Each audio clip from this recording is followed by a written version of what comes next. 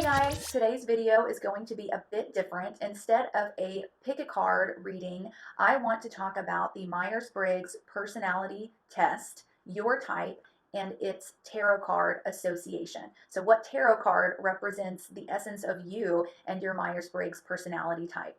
For those of you who haven't taken the test or don't remember your type, I'm going to leave a link in the description box to the website where you can take your test and find out your type. And of course, timestamps for everything will be down below. In this video, I'm not just going to talk about what card represents you, but I'm going to talk about how I sort of broke this down and how I correlate the different cards and the different zodiac signs to the Myers-Briggs and why. So with that being said, let's get into it. So for those of you who aren't aware, the Myers-Briggs personality test breaks down your personality into 4 different parts: introverted versus extroverted, intuitive versus observant, thinking versus feeling, and judging versus prospecting. So perhaps you haven't even taken the test, but as I read through the difference between these criteria, you will be able to determine what personality type you are. So let's go through these. Write down which one you think is more you. And then if you haven't taken the test, go ahead and take it and see if you've contradicted yourself or if perhaps they match up and you do know yourself quite well. Okay, so introverted individuals prefer solitary activities and get exhausted by social interaction. They tend to be quite sensitive to external stimulation such as sound, sight, or smell just in general. Whereas extroverted individuals prefer group activities and get energized by social interaction. They tend to be more enthusiastic and more easily excited than introverts. Okay, so now down to the second part of the test, the intuitive versus the observant. Intuitive individuals are very imaginative, open-minded, and curious. They prefer novelty over stability and focus on hidden meanings and future possibilities. Whereas observant individuals are highly practical, pragmatic, and down to earth. They tend to have strong habits and focus on what is happening or has already happened. So now down to the third section of the test, the thinking versus the feeling. Thinking individuals focus on objectivity and rationality, prioritizing logic over emotions. They tend to hide their feelings and see efficiency as more important than cooperation. Whereas feeling individuals are sensitive and emotionally expressive. They are more empathic and less competitive than thinking types and focus on social harmony and cooperation. And now down to the last part of the test, which is judging versus prospecting. So judging individuals are decisive, thorough, and highly organized. They value clarity, predictability, and closure, preferring structure and planning to spontaneity. Whereas prospecting individuals are very good at improvising and spotting opportunities. They tend to be flexible, relaxed, nonconformists who prefer to keep their options open. In total, there are 16 potential personality types that you could have. And these 16 personality types are broken down into 4 groups: the Analysts, the Sentinels, the Diplomats, and the Explorers. And these groups are defined by the fact that they have 2 out of the 4 letters in common. For example, all analysts have an NT in their personality type because they're intuitive thinkers. And all diplomats have an NF in their personality type because they're intuitive feelers, and so on and so forth. I believe that these 4 personality groups in the Myers-Briggs correlate to the elements in astrology and therefore the suits in the tarot. So for example, analysts are intuitive thinkers. I associate them with the air element in astrology and the sword suit in the tarot. Sentinels are observant judgers. I associate them with the earth element in astrology and the pentacle suit in the tarot. Diplomats are intuitive feelers. I associate them with the water element in astrology and the cups suit in the tarot. Explorers are observant perceivers. I associate them with the fire element in astrology and the wand suit in the tarot. Now, in the tarot, every suit has a set of court cards. Every suit in the tarot has a king, a queen, a knight, and a page. And in total, there are 16 court cards in the tarot. just like there are 16 personality types in the Myers-Briggs. So your personality type is going to have a very specific court card that it's associated with that we will get into as you go through each group. But before we go into the groups, I want to talk a little bit more about these elements and what major arcana tarot cards are associated with them. And this is because the major arcana tarot cards represent very significant life lessons, karmic influences, and the big archetypal themes that are influencing your life and your soul's journey to enlightenment. So it's our goal in this lifetime to successfully move through each spiritual theme, which is each major arcana tarot card, to become more enlightened and more whole individuals. And the worst thing that can happen is we can get stuck in a specific phase of life over and over and over again and never graduate to that next card, that next level, because we aren't tapping into the proper energies in order to move to the next level. And what these energies each have in common are summarized in the Myers-Briggs personality type groups. So let's start with the analyst group. As I said earlier, I associate the analyst group with the air element in astrology and therefore the sword suit in the tarot. So there are three major arcana tarot cards associated with the air element. The first one is the Lovers, represented by Gemini. The second one is the Justice card, represented by Libra. And the third one is the Star card, represented by Aquarius. And I think these three cards really sum up the essence of the analyst's energy. So in order to move past the phase of the Lovers, it's important to tap not into one's feelings, but into one's intuitive thinking abilities. The Lovers card often signifies the first moment in your life where you're no longer thinking only about yourself, but you're now coming into union with someone, and it's important to tap into their feelings, to intuitively think about other people's feelings, and to use that intuitive thinking ability in order to craft a life for yourself. The Lovers card can signify that moment in a person's life where they've now turned 18 years old and they're leaving their family of origin behind, their mom and dad who have thought about them their whole lives, and they're now having to mature and grow up and think about what sort of life they want to create for themselves, what sort of job they need, where they want to live, who they want to marry and procreate with. All these sorts of things require an intuitive thinking ability versus focusing on their own emotions, and that's how you move past the phase of the Lovers. And then we have the Justice card, in which you also need that intuitive thinking ability, that logical ability to process what you need to process in order to graduate through this phase.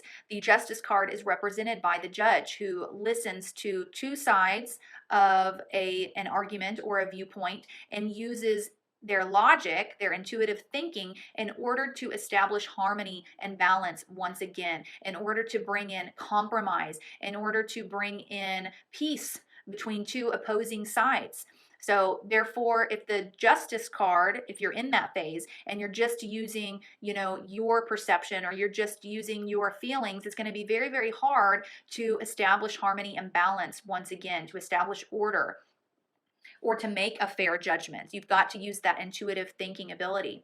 And then, of course, we have the Star card, which is about completely detaching from your emotions or the emotions of the past, the emotions of others, more specifically, the emotions of the past and what can weigh you down from the past, being able to cleanse that off of you, let go of all of that, release all of those negative emotions, the trauma, whatever it was that happened during childhood or recently, and cleansing that off of you, washing that away, letting go and detaching, so that you can move forward in your own future, so that you can figure out where it is you want to head, where your passion lies, where your purpose lies, and how to get there, to no longer be weighed down from the baggage of your upbringing, your circumstances, your past, and to gain that belief in yourself once again that, you know what, this is all washed away. I'm brand new once again. I am reborn in a sense, and now I can see my purpose and where I need to head, and it's a big and bright future.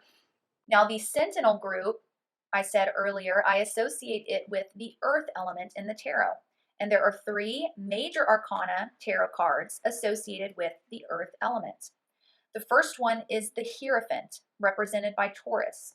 The second is the Hermit, represented by Virgo. And the third is the Devil, represented by Capricorn. So in order to move past the phase of the Hierophant, it's important to tap into that very observant and judging energy. The Hierophant often signifies finally making a commitment to something that's going to stand the test of time, whether it be a marriage commitment, a commitment to a specific religious belief or ideology, a commitment to a certain degree of study or a certain career. But the Hierophant represents that commitment, and it's important to make that commitment based on what you are observing, what is tangibly around you that makes sense, what you can see right here, right now, that makes sense in order to observe, and that judging energy of this is what's going to be established and this is what's going to be stick to. I'm going to stick to my judgment. I'm going to stick to my integrity on this, and I'm not going to let new information sway me. I'm not going to let what could happen in the future to sway me. This is about what's here and what's now and what I'm going to stick to. So the Hierophant represents, really making that judgment call, observing your environment and making that judgment call and sticking to a commitment. And in order to graduate through the phase of the Hermit, you still need this very observant and judging energy. The Hermit often represents a lot of solitude and soul searching, but the Hermit is Virgo energy. That's an earthy energy. So it's not so much about your feelings and your psychology. It's more about soul searching and observing who you are right here, right now, and what that means, what sort of judgments you make on yourself based upon that information. It's not about, the nuances of the emotions and the psychology. It's not about all the many different perceptions and new information that could potentially change you. It's about, okay, what about what's here right now? What am I observing about myself right now in this moment? And what sort of hard facts, what sort of judgments can I make about myself and where my life is headed based on what I'm observing right here, right now? So tapping into that observant, judging sort of energy. And then we also need that observant, judging energy to move through the energy of the devil. The devil speaks about a phase in our life where we are allowing ourselves to be trapped in some sort of toxic situation, a situation that doesn't really serve us. And we're allowing ourselves to be victimized. We're claiming ourselves as trapped and stuck in this. There's no way out. When really, if we observe and look at this card, through that observation, we can see that the chains around these people's necks are quite loose and they can pull them off and walk away whenever they want to. So it's about tapping into that observant sort of energy, really looking tangibly at what's around you. Does this look good? Does this serve me? Is this really healthy? Isn't there actually a way out? And then finally making that judgment call to detach and to walk away. So we need that very observant, very judging sort of energy. This is no longer good and that's it. No excuses. There's nothing to prospect here. There's nothing new to perceive. That's the judgment call. This doesn't serve us. So we're going to take this observation and make a judgment call and walk away. Now, the Diplomat group I associate with the water element, and there are 3 major arcana cards in the tarot associated with that watery element. The first one being the Chariot, represented by Cancer. The second being the Death card, represented by Scorpio. And the third being the Moon card, represented by Pisces. So in order to move past the phase of the Chariot, we need to tap into our intuition and our emotions, or our intuitive feelings. The Chariot card, which is represented by Cancer, is all about forward movement in life, progress in life, but progress based on our intuition and our emotions. Where is our intuition trying to lead us, and what do our emotions have to say about this situation and about our past and about our future? The Chariot is often signifying someone who is tapping into the psychology and insight of their past in order to gain wisdom and balance from that and healing, and to move forward in a balanced way, to harmonize the emotions of the divine masculine and the emotions of the divine feminine within us, and move intuitively towards our future wherever it leads us.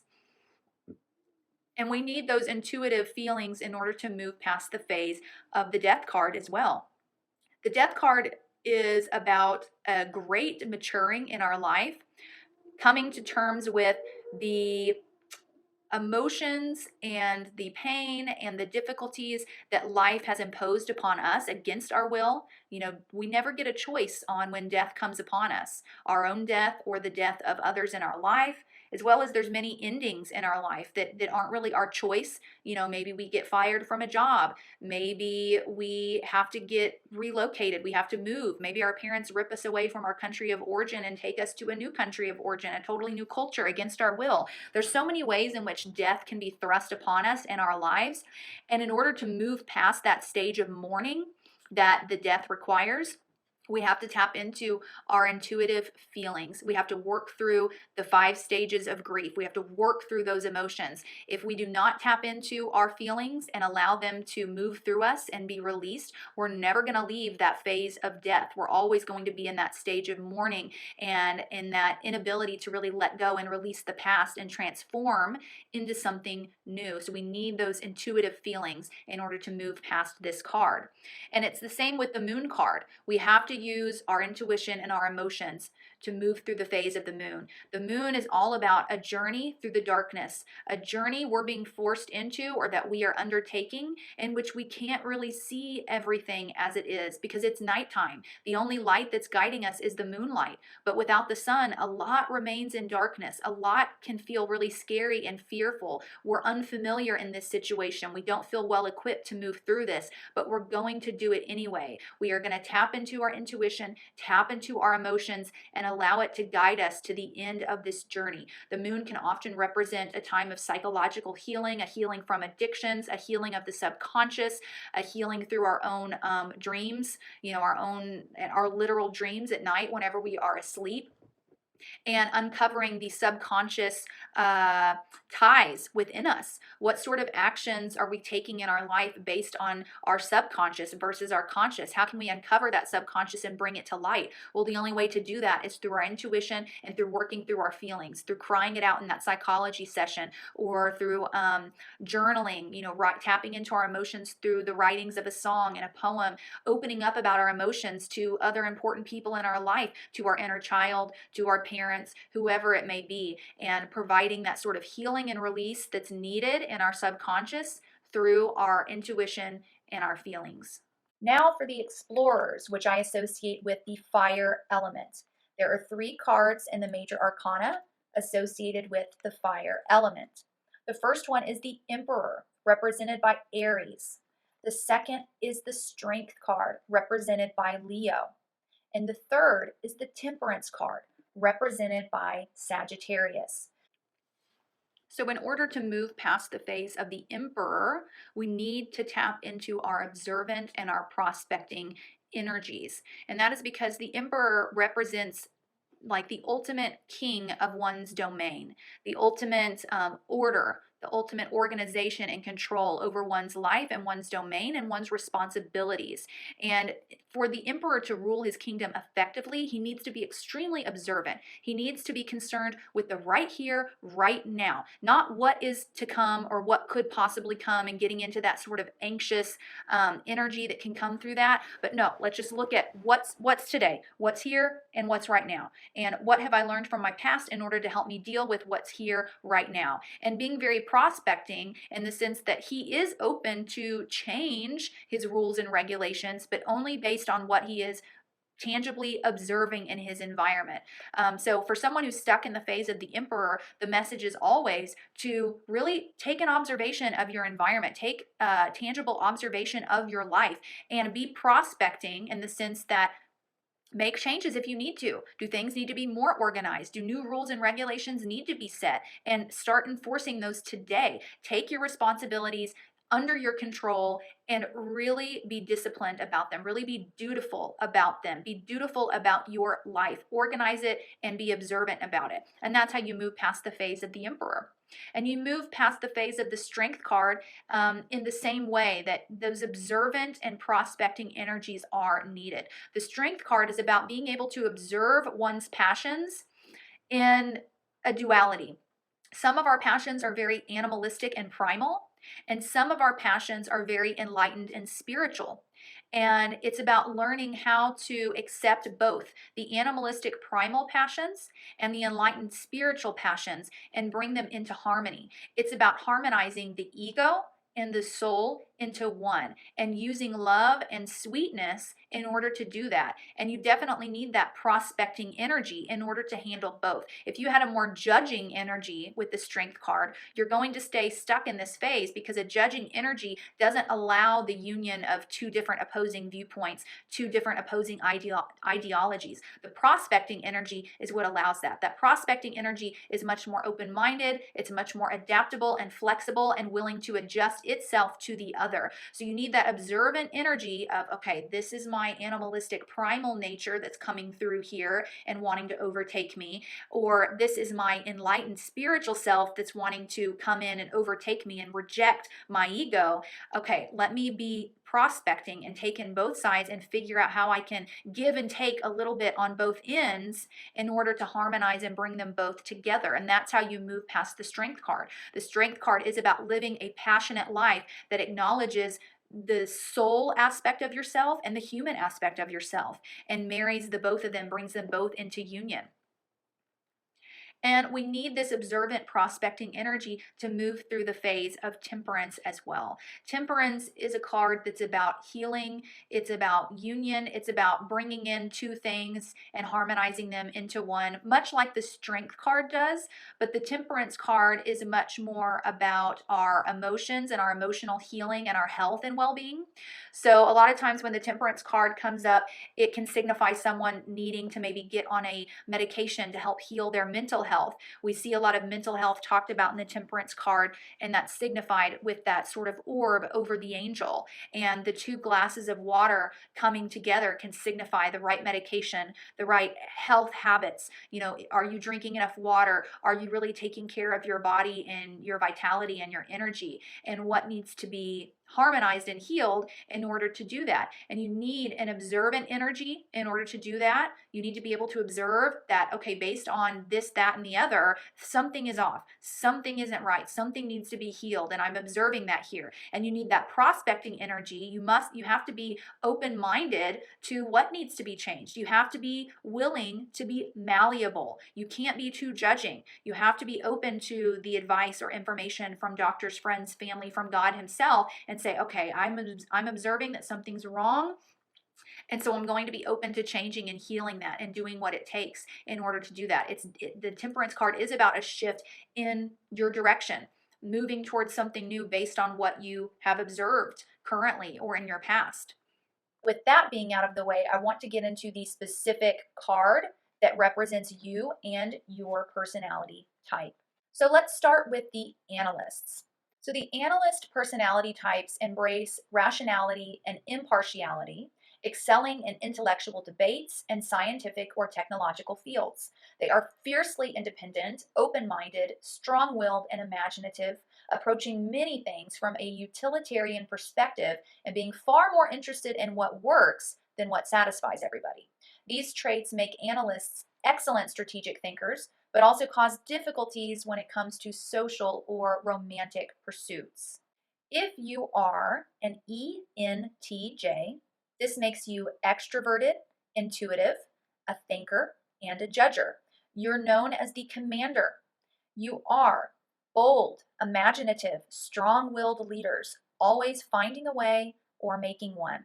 And the tarot card that represents your personality type is the King of Swords, the ultimate leader in the suit of swords. If your personality type is an INTJ, this means you are introverted, intuitive, a thinker, and a judger. You're referred to as the architect, and you are imaginative and strategic thinkers with a plan for everything. And the tarot card associated with your personality is the Queen of Swords. If you are an ENTP, this means you are extroverted, intuitive, a thinker, and a prospector. You're also known as the debater. You are smart and curious thinkers who cannot resist an intellectual challenge. And the tarot card associated with your personality type is the Knight of Swords. If you are an INTP, This means you are introverted, intuitive, a thinker, and a prospector. You're known as the logician, and you are innovative inventors with an unquenchable thirst for knowledge.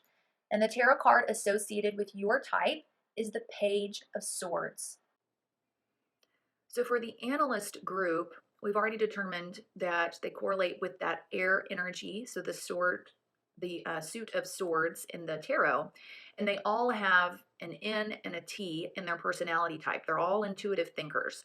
So what's really going to be used to differentiate which card in the sword suit applies to your personality is in the extroverted versus introverted and the judging versus the prospecting type, and how that applies to each card. So first, let's start with the King and Queen of Swords and how we got to this conclusion of which card represents them and their personality type. So the King is an E and a J. He is extroverted because he is imposing himself upon the world. He is the face of his kingdom.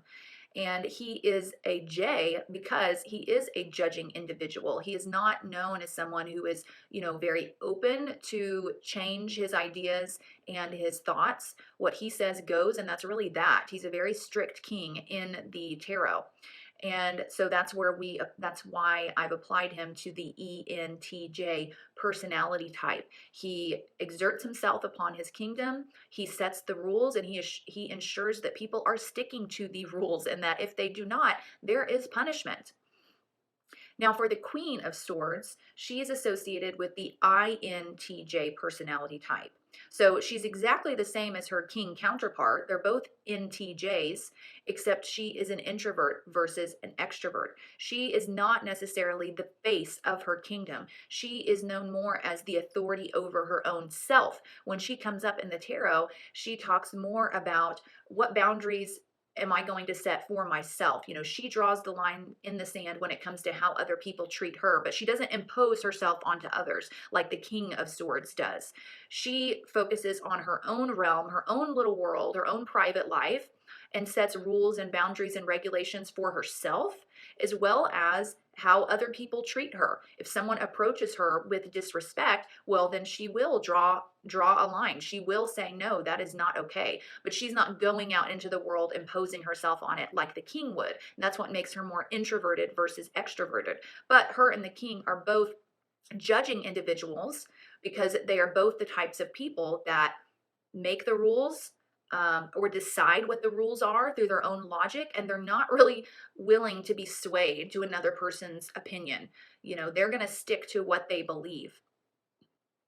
So now let's look at the Page and the Knight of Swords. So both the Page and the Knight are more prospecting individuals. They are both cards that signify kind of receiving new information and adapting to it. The Knight of Swords, when he goes out on his mission for whatever it is he wants to do, he has to be open to changing his route, taking in new information, and changing his course based on that. And same with the Page of Swords. Now, first I want to look at how we determine which one is the extrovert and which one is the introvert in this situation. So the Knight, you can clearly see in his card that he's very actively asserting himself onto the world. He is going to go out into battle and impose himself onto others. And this is a more extroverted sort of energy, which is why he is associated with the ENTP. Whereas the Page of Swords, when this card comes up, it signifies a gathering of new information, studying something meticulously, looking at the data, looking at the clues, and kind of uncovering something that you hadn't seen before. And this is more internal activity. The Page of Swords is pulling information into themselves, not exerting it onto other people. The Page of Swords is gathering information, gathering knowledge to learn something new, whereas the Knight of Swords is taking his knowledge and putting it out towards others. When the Knight of Swords comes up, it often signifies that an important conversation is about to happen. You or someone else is about to speak something to you. And so that's associated with that E, extroverted energy, where the Page is a more introverted energy. It's about gathering information in solitude or just for yourself. But both the Knight and the Page are prospecting individuals because they are both willing to change course, change beliefs if needed based on what information is gathered or what types of conversations are had. So now let's move on to the group of diplomats, which are all intuitive feelers, and I associate them with the water element in astrology and the suit of cups in the tarot. So the diplomats focus on empathy and cooperation, shining in diplomacy and counseling. People belonging to this type group are cooperative and imaginative, often playing the role of harmonizers in their workplace or social circles. These traits make diplomats warm, empathic, and influential individuals, but also cause issues when there is a need to rely exclusively on cold rationality or make difficult decisions. So if you are an ENFJ, this makes you an extroverted, intuitive, feeler, and a judger. You are known as the protagonist. You are charismatic and inspiring leaders, able to mesmerize their listeners. And I believe that the tarot card associated with your type is the King of Cups. If you are an INFJ, you are an introverted, intuitive, feeler, and a judger. You're also known as the advocate, a quiet and mystical, yet very inspiring and tireless idealist. The tarot card I associate with you is the Queen of Cups. If you are an ENFP, this means you are extroverted, intuitive, a feeler, and a prospector. You're also known as the campaigner, and you are enthusiastic, creative, and sociable free spirits who can always find a reason to smile. And the tarot card I associate with you is the Knight of Cups. If you are an INFP, this makes you an introverted, intuitive, feeler, and prospector. And you are known as the mediator. You're poetic, kind, and altruistic people, always eager to help a good cause. And the tarot card I associate with you is the Page of Cups. So now let's take a look at how I've applied each personality type to their specific card in the suit of cups. So we've already established that everyone in the diplomats group are intuitive feelers. They all have the the NF in their personality type, which I associate with that watery cup energy. So the differences here come in introverted versus extroverted, or judging versus prospecting.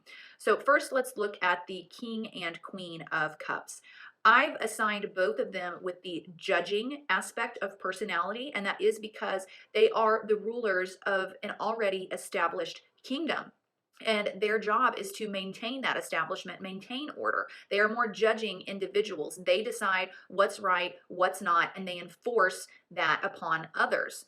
They're not necessarily open to changing the rules or seeking out new possibilities. You know, they are the establishment. So in determining which one is the king and which one is the queen, it comes down to that introverted versus extroverted energy.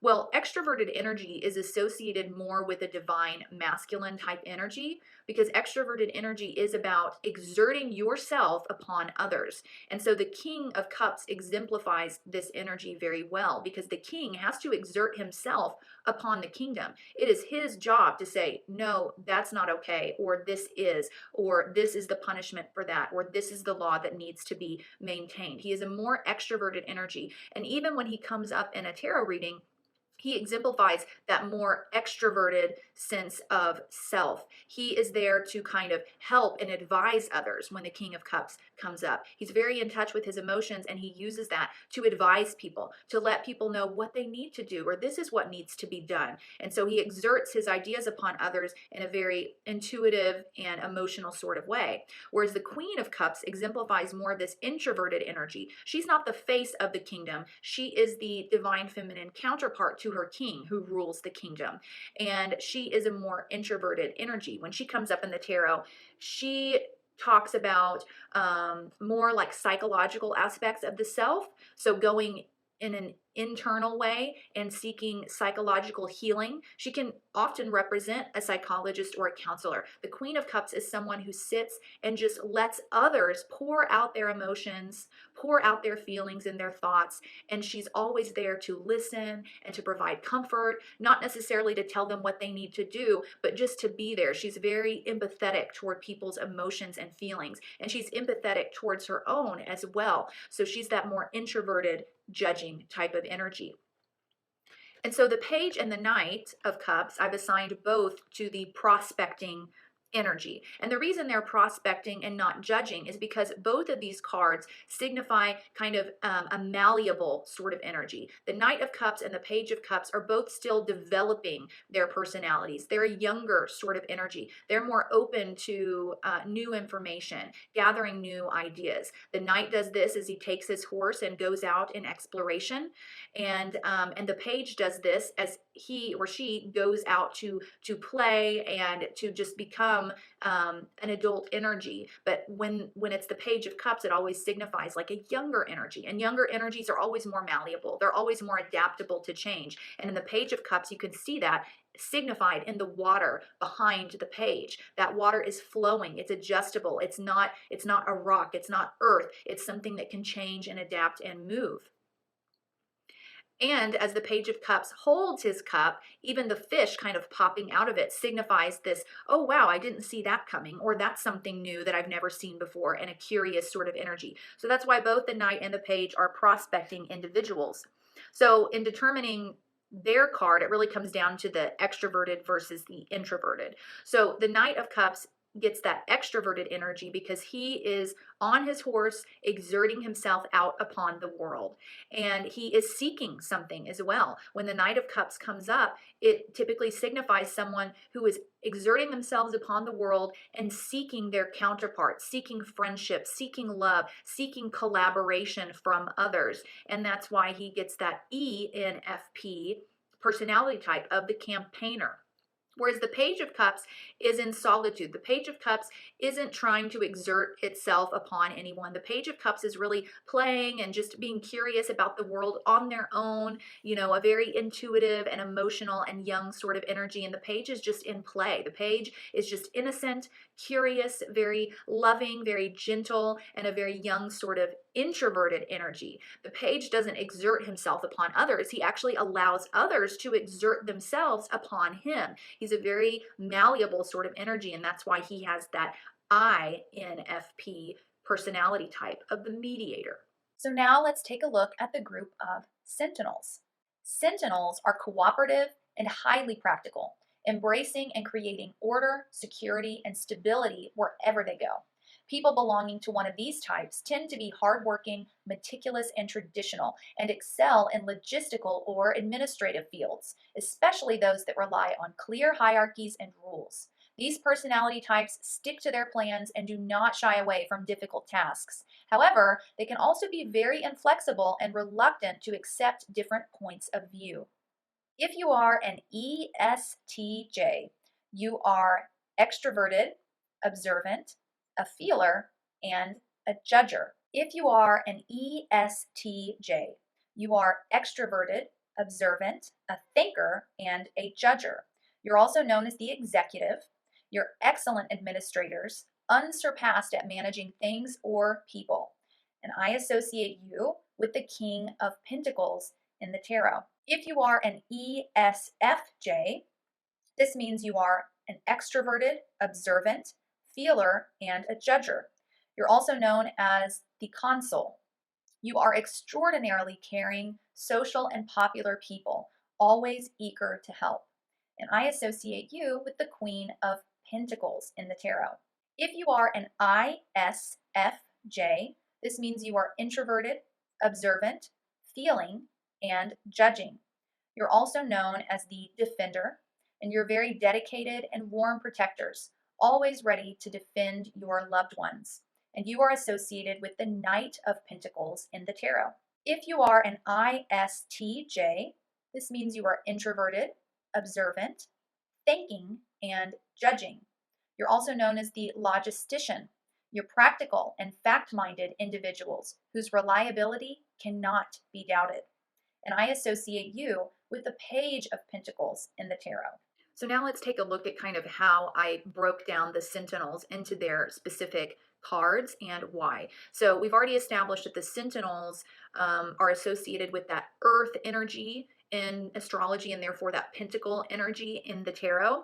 And this is because they're all observant judgers. They all have an SJ in their personality type. So determining which card applies to which personality comes down to the introverted versus extroverted energy and the thinking versus the feeling energy, because they all share that SJ. So let's first take a look at the King and the Queen of Pentacles. Now, I establish both of these with the extroverted energy. Both the King and Queen of Pentacles are extroverted individuals. The king is exerting himself upon the kingdom, establishing the laws and the order, which is a very extroverted sort of energy. And the Queen of Pentacles is a very extroverted energy as well. When she comes up in the tarot, she's often describing someone who is kind of the matriarch of the family, keeps the family together, you know, is very collaborative and connected with other individuals, has lots of friends, and really focuses on nurturing and caring for other people, helping other people navigate their lives, and just, you know, she feeds everyone, she clothes everyone, she's just a very loving extroverted energy. So I believe that they both exemplify that extroverted energy. So their differences really come down to the thinking versus the feeling type. Now, thinking is associated with a more masculine sort of energy, and feeling is associated with a more feminine energy.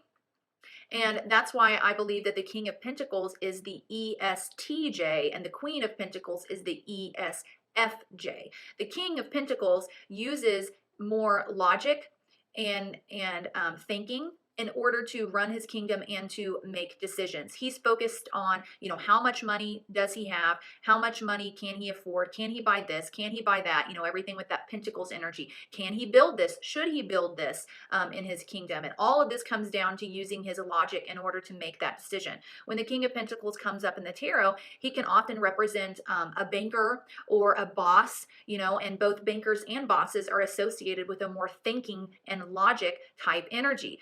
Can that banker give you that loan? He's going to make that decision based on logic, not on his emotions. Or is your boss going to give you that raise? Well, that's going to be determined based on logic. Are you an employee that deserves a raise? Have you done what you need to do in order to earn that raise? And so that's all based on this thinking. Whereas the Queen of Pentacles focuses more on her feelings and her emotions, her love for her family and her friends, what they need in order to feel good and feel nurtured. The Queen's very focused on how she feels and how much value she places on her feelings instead of maybe actual money and currency. Does her life feel good? Does it feel abundant? Because ultimately to the Queen, that's what matters. She doesn't care so much how much money is in the bank. She cares more about, am I managing it in a way that feels good? Does it provide me with enough in my life that I feel good about it? And so that's kind of the difference between the King and the Queen. So now let's look at the Knight and the Page, which I believe exemplify more introverted energy. And this is because when the Page of Pentacles comes up, it often signifies a time in your life where you are focused on studying something that you believe in the future is going to establish you with abundance or money. You know, sometimes it can signify like going back to college or choosing a college degree or taking some sort of training or course at work. So you're gathering information, you're learning, you're soaking up knowledge, which is a very introverted sort of energy. You're putting that energy and knowledge back in towards yourself for the purpose of something long-term, some sort of long-term goal or a long-term aim at abundance and wealth. And the Knight of Pentacles is also a very introverted energy. He's actually the slowest moving knight in all the knights of the tarot deck. And he's also focused on plans for the future. But whereas the Page is focused on gathering knowledge in order to make plans for the future, the Knight has already gathered that knowledge. He's a bit older than the Page, and he's ready to use that knowledge that he's gained in order to start taking some action towards his future or the future of those around him. He thinks in a long-term sense, and he does a lot of soul searching and a lot of planning, careful planning before he takes action. And he's focused on, again, long-term results, but he's a much more internal sort of energy. He's not necessarily trying to exert himself upon others. He's just trying to exert his energy upon himself in order to take actions and plans for the future. So both the Knight and the Page are more introverted individuals in the tarot. And so their cards come down to, okay, which one's the thinker and which one is the feeler. And the Page is definitely more of the thinker, because the Page is at a stage in his life where he's trying to soak up logic, knowledge, and new information in order to bring himself abundance. So it's a very logical thinking sort of energy, whereas the Knight is focused on making plans for his future that's going to bring him a future that feels good. He does focus more on the feelings of other people involved as he's taking action on his plans, because he is taking action on things. Is he going to feel good about the actions that he took? And is he going to feel good about how other people involved were affected by his actions? And he establishes abundance and good actions based on what's going to feel good for everyone involved, what's going to be the most responsible way to take care of this, and how can I think of the whole kingdom? How can I think of the whole kingdom involved? How my actions correlate to that, and ensuring that I make the right decisions for the future.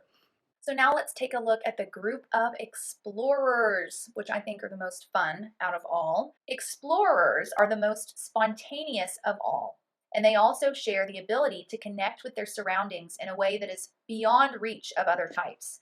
Explorers are utilitarian and practical, shining in situations that require quick reaction and ability to think on your feet. They are masters of tools and techniques, using them in many different ways, ranging from mastering physical tools to convincing other people.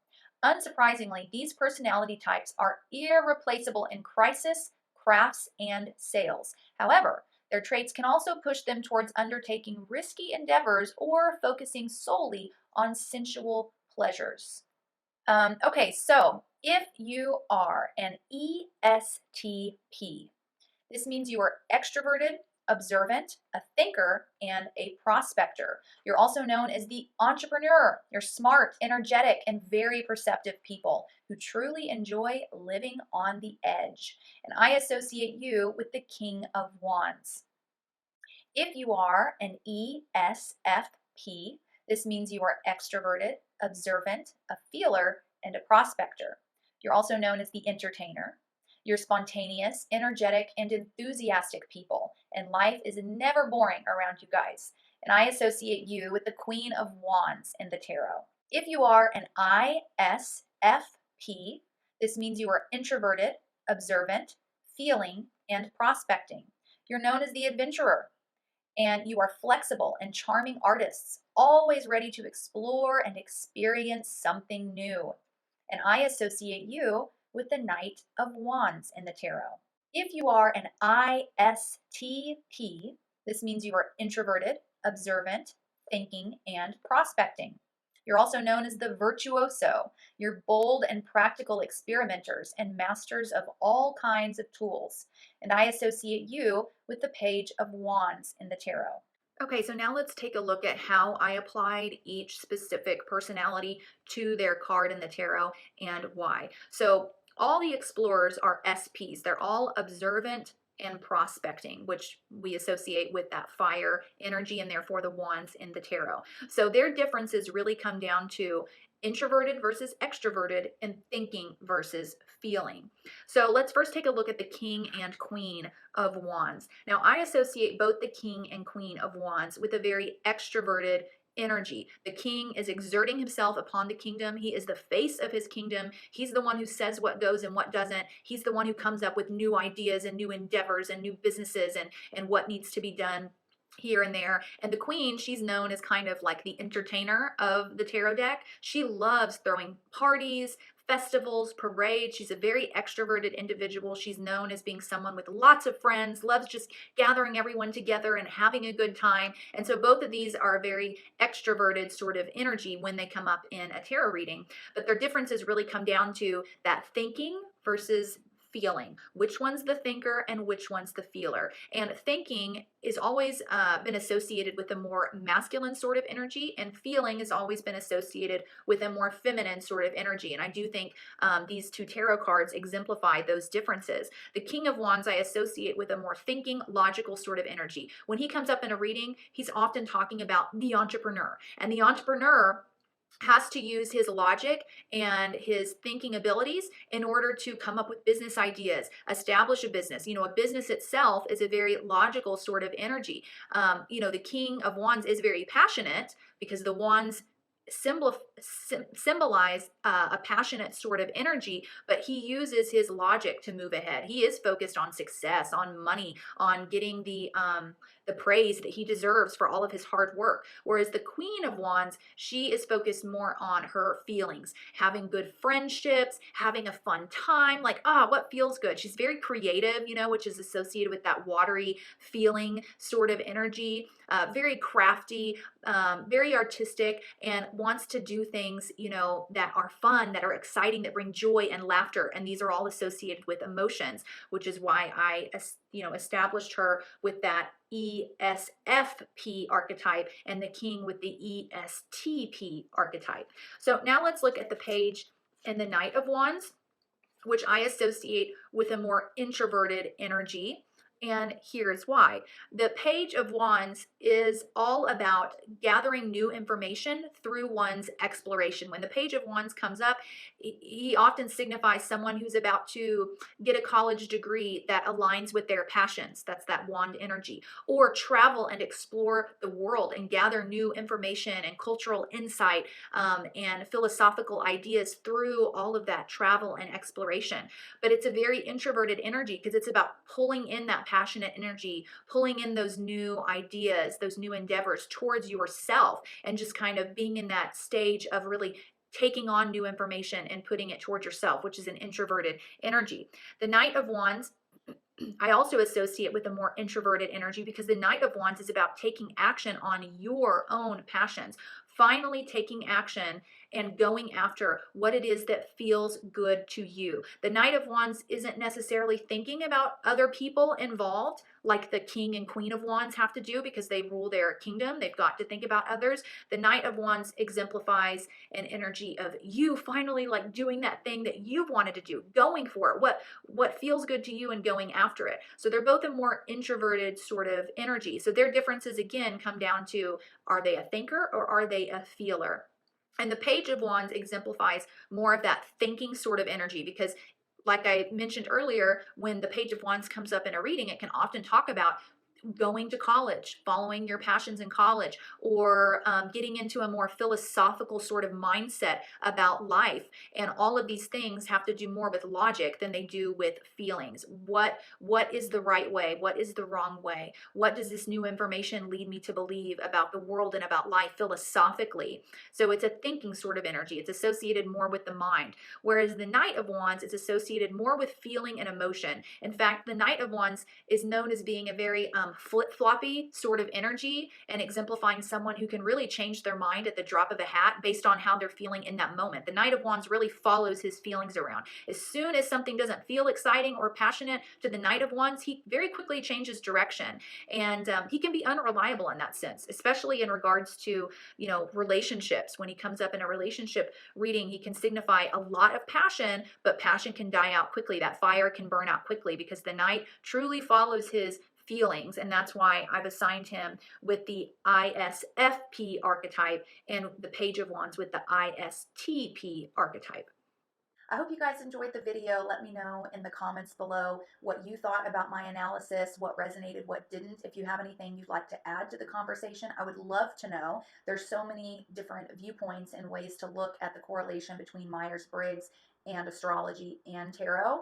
And there isn't like a definitive consensus on this. So I'm always open to hearing your thoughts and your opinions. In the future, I would like to do a video on how you can actually take your natal chart and break it down into your personality type. I've been working on that for a while, and so I'm excited to get that put together for you all. And hopefully it will result in you not even needing to take the test in order to determine your personality type. But we'll see if I can figure it out. There's a lot of factors involved, and I want to make sure that it's accurate before I do a video on it. But thank you all so much for coming. Hit the thumbs up button if you want to see more content like this from me or even from other YouTubers. YouTube will pick up that algorithm and start suggesting more videos like this for you. And I do look forward to seeing you back here in the future. I love you all. This was fun. Have an awesome day.